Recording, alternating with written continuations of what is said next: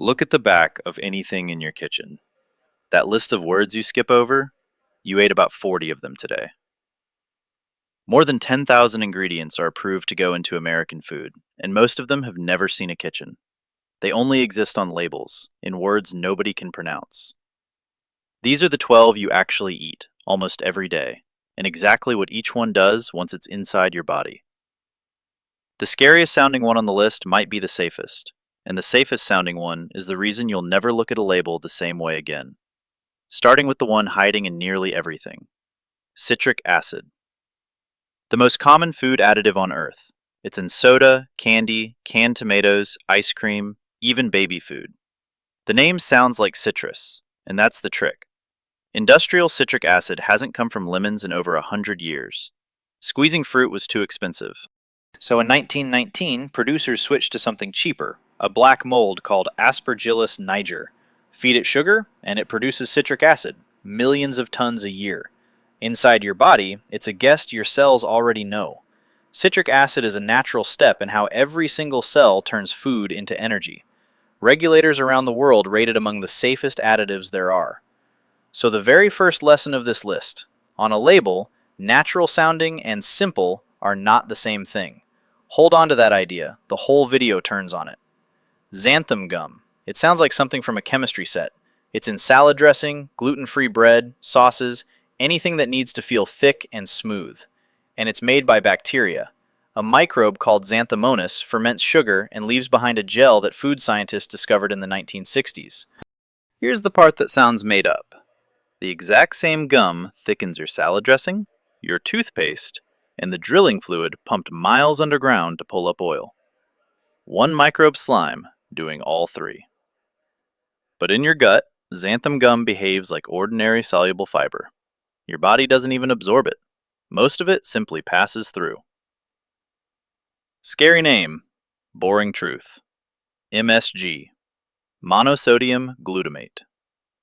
For 50 years, this has been the villain of the ingredient list, and it all started with one letter.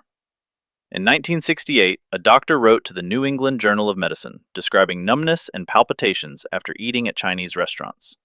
He wondered, almost casually, whether the MSG was to blame.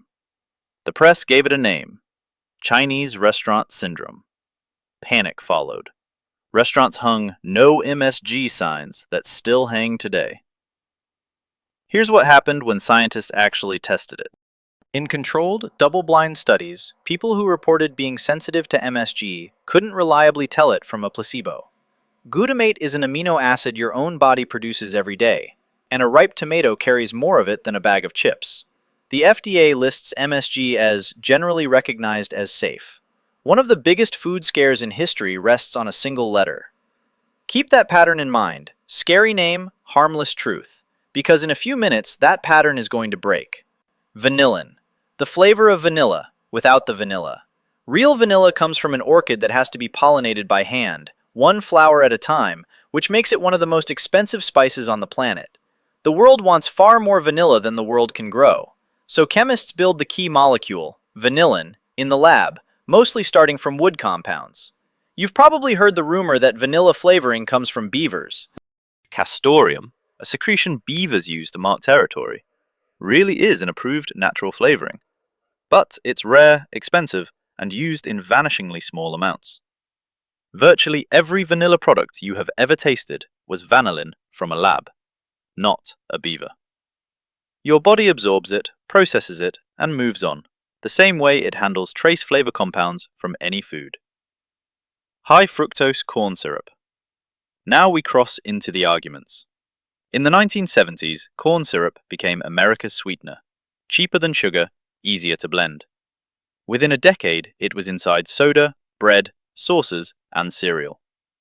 Chemically, it's close to table sugar, roughly half glucose, half fructose. But fructose is processed almost entirely by your liver. Diets high in added sugar, from any source, are linked in study after study to weight gain and metabolic problems. Regulators say corn syrup itself is no worse than sugar. Nutrition researchers answer, that's exactly the problem. It made sugar cheap enough to be everywhere. The additive may be ordinary, the quantity is not. The dose, not the molecule. Aspartame, the sweetener in diet soda, 200 times sweeter than sugar with almost no calories.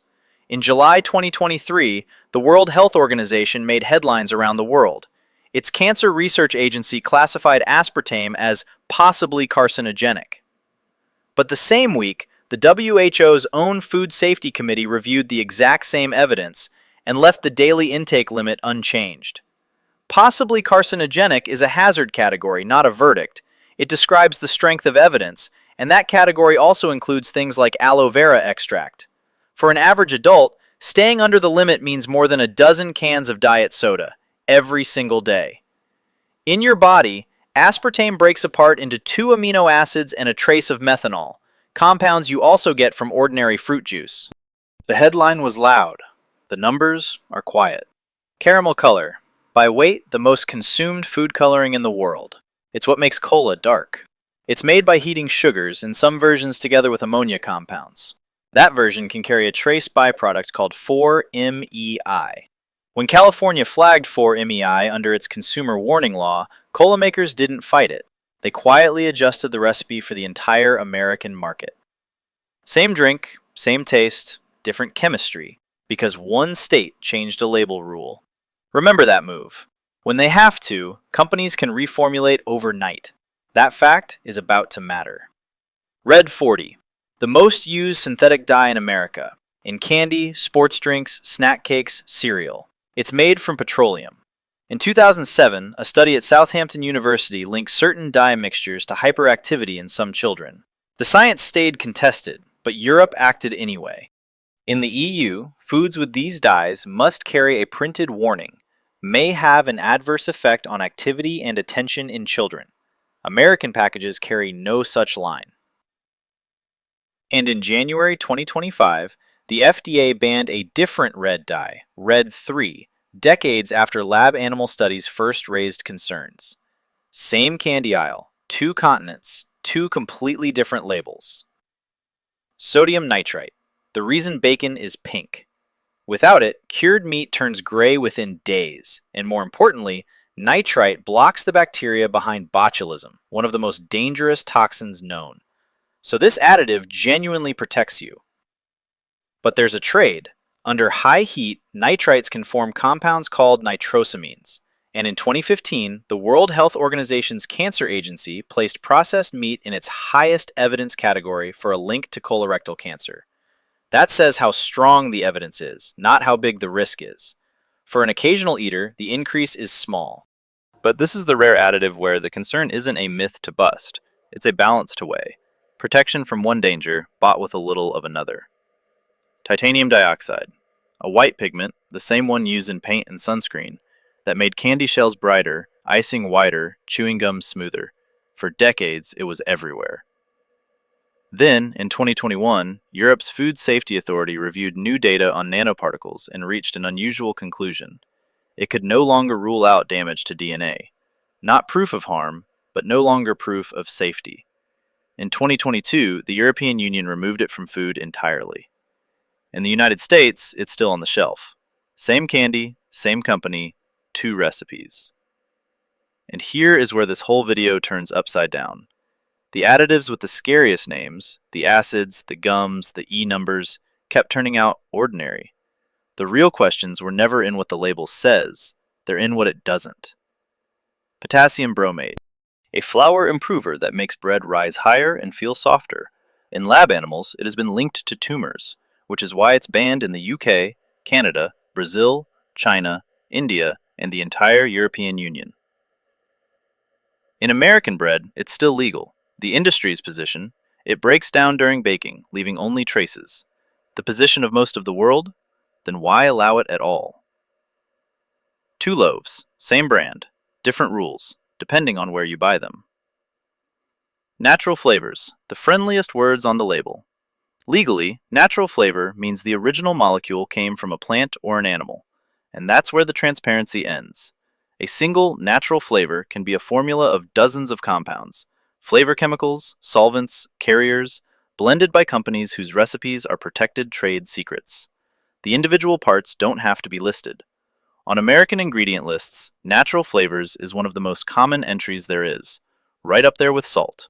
So here's the thing you actually came for. You started this video worried about the words you couldn't pronounce. The mold acid, harmless. The bacteria gum, fiber. The infamous MSG, a rumor with a 50-year echo. The only ingredient on the label that tells you absolutely nothing is written in plain English. The scariest word on a label isn't the one you can't pronounce. It's the one designed so you never ask.